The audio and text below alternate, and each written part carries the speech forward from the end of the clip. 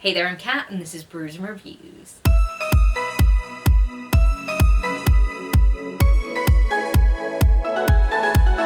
In today's video, I'm going to tell you about the top 6 books that I read in 2024. Now, you may be asking yourself why this list is so small, because I definitely read more than 6 5-star books last year, and I'll tell you why, because I looked through my list, and it turns out a lot of the 5-star reads that I had were rereads, and I was just really enjoying rereads last year. That's probably not going to change this year, but you know what? These are 6 books that I read for the first time in 2024, and really enjoyed them. There were various different reasons. I'll get into them as we go. So let's start. The first book on this list is House of Earth and Blood by Sarah J Maas. This is the first book in the Crescent City series and my favourite of this series. I feel like my brain's not working well enough to explain this book right now, so I apologise in advance. This is an urban fantasy book about 2 people who are investigating a string of murders and the murder of one of the main character's best friends. There's a lot of magic stuff going on. There are some fun characters and fun settings and some really enjoyable things about this. Now, let's be honest, the last 200 pages of this book really make this book because I just sobbed my entire way through it. There are so many lines in this that just make me tear up, and I just really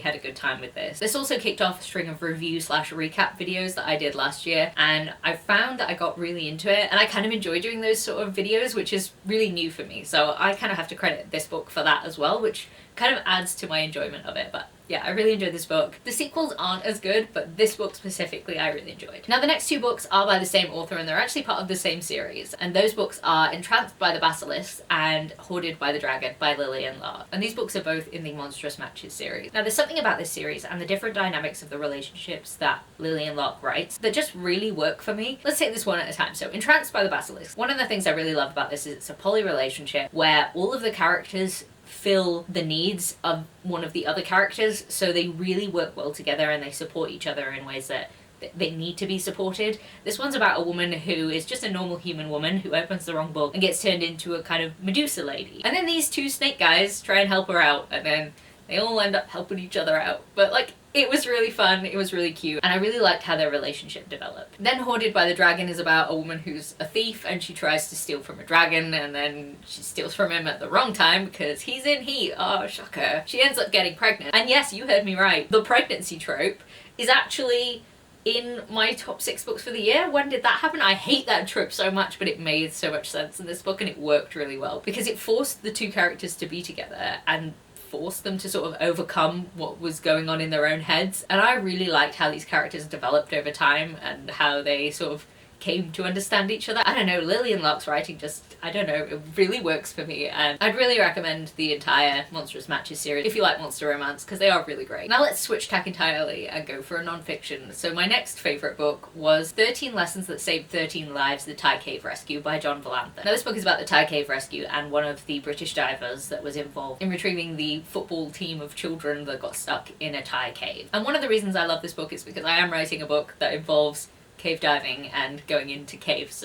It's very dangerous because I am fascinated by caves. But the other thing I really liked about it is the mindset of the people who do this kind of really dangerous activity and the way that they have to think. I feel like John Valanthan explained it in such a great way, and it made it really effective because you sit there and you're like, wow, okay, this actually is really incredible what had to come together to make this rescue successful, and it's kind of a miracle that it worked. But when you understand like the way that these people's minds work, it's so intense and clever, and I just really enjoyed this book. I know there's a book that was written by the other British diver that was there, and I really want to read his account because I think it will be kind of different but also equally great. The next book I want to put on this list is The Rivals by Holly Rose. This is a F1 sports romance about these 2 rival drivers that end up romancing each other. So the book starts out with the only female F1 driver who's just been promoted to F1, and she's kind of facing a lot of different hurdles because she has to prove herself to actually remain in F1. So she is really focused and trying to work hard, and then she meets the current champion called Aiden. He doesn't recognize her. They start flirting a little bit, and she's like, hang on a second, he doesn't recognize me. And they have this kind of rivalry that turns into romance. I did not expect to be so invested in an F1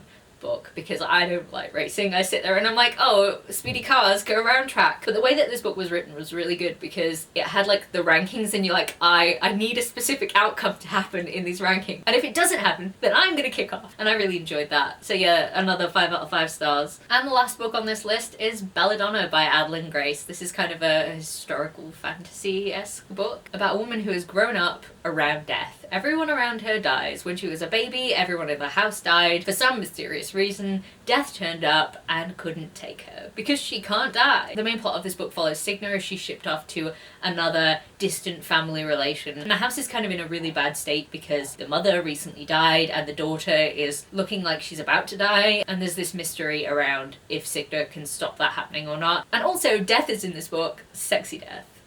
Very, very sexy death. I really enjoyed death in this book, and let's be honest, it did influence my rating of this book because I love a good romance with death, and this worked really well for me. So I can't wait to read the next book in the series, and I feel like it's gonna be really great because I really enjoyed this one. So yeah, those are my top 6 books of 2024. I feel like I like these books for all very different reasons, but they all like popped out at me when I was going through all the books that I read last year, and I was like, yeah, they belong on this list. So if you enjoyed this video, please leave a like, comment, subscribe, and I'll see you in the next one. Bye!